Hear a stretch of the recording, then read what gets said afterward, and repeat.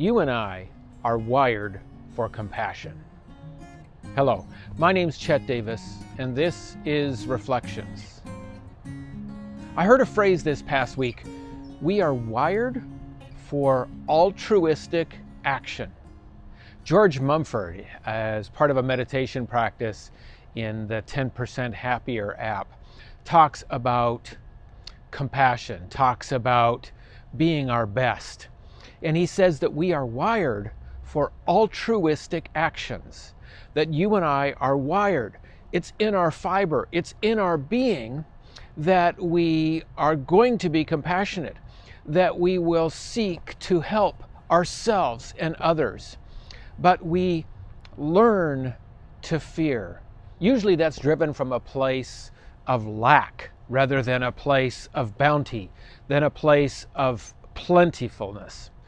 And my challenge for you and for me this week is to identify if and when we have moments where we find ourselves in fear, where we find ourselves judging and criticizing others, whether it's at work, whether it's on the street, whether it's in the news and politics, whatever, because oftentimes those fears, again, are driven by, sometimes by others to get what they want out of the situation.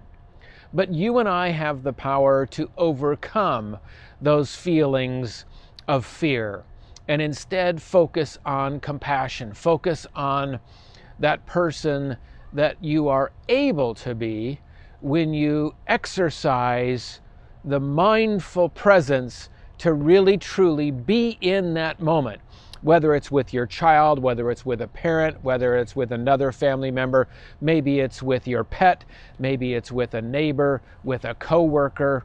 If you're a supervisor, maybe it's someone you're managing, whoever it is, and you catch yourself becoming frustrated or angry, identify, what's causing that?